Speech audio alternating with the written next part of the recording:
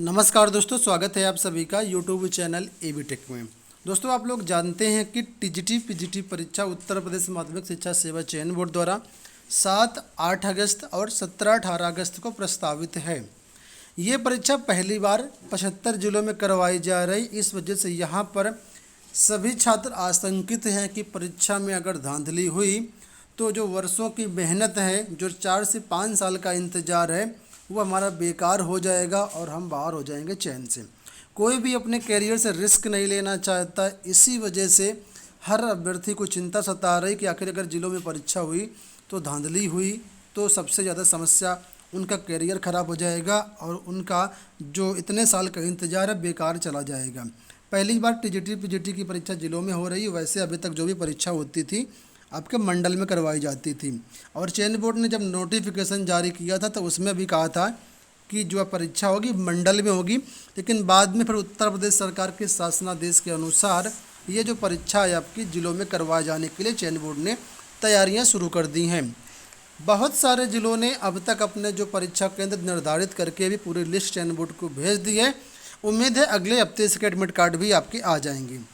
लेकिन अब समस्या दोस्तों यहाँ पर ये है, जो छात्र आशंकित हैं, चाहे वो प्रतियोगी मोर्चा हो या फिर युवा मंच हो, सभी की मांग यही है कि जिलों में परीक्षा ना करवाई जाए।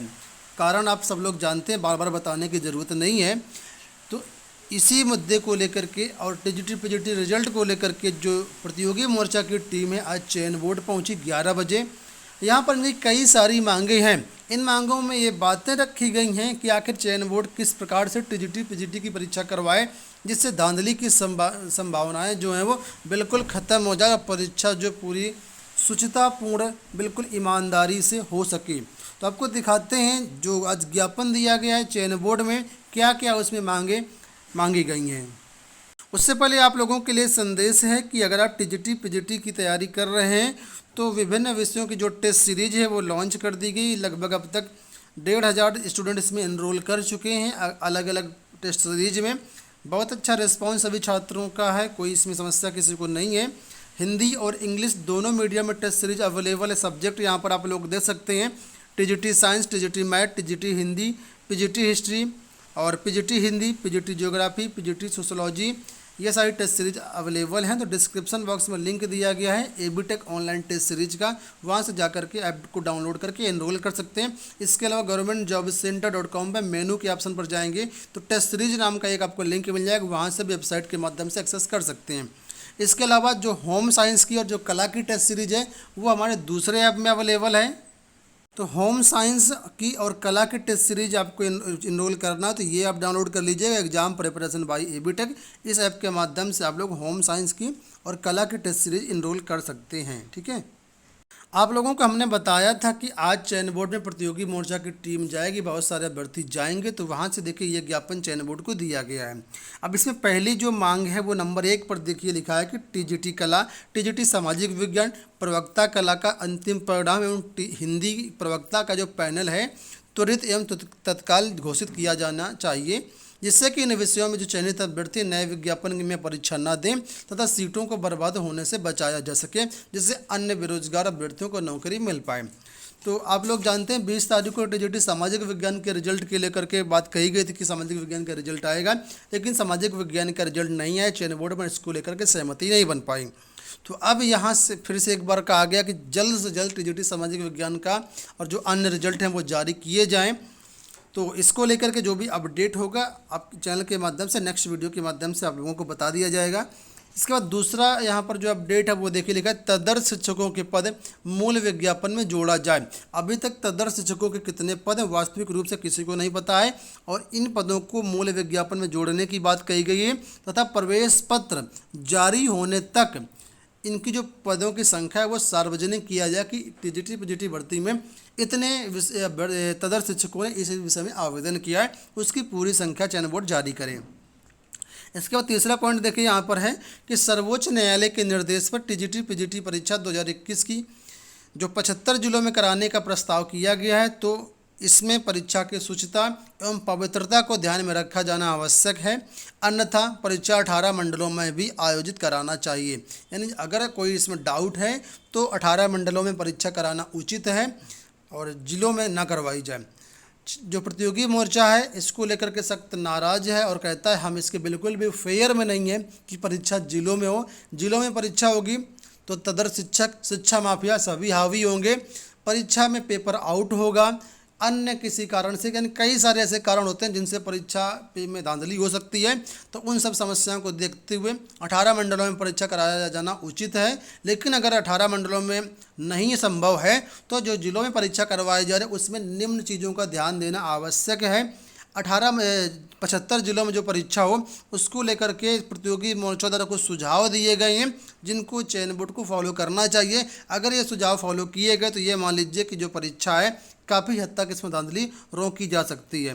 तो कौन कौन से ऐसे पॉइंट है यहाँ पर आप लोग देख सकते हैं। नंबर 1 में सुझाव दिया गया है कि 7 और 8 अगस्त को जो लिखित परीक्षा होने वाली है टीजीटी की, और उसमें जो है खाली ओएमआर सीट अभ्यर्थी अगर कोई जमा करता है तो तुरंत उसी टाइम उस ओएमआर सीट को उसी सेंटर पर क्रॉस कर दिया जाए, मतलब कोई भी अभ्यर्थी खाली ओएमआर सीट ना जमा करने पाए।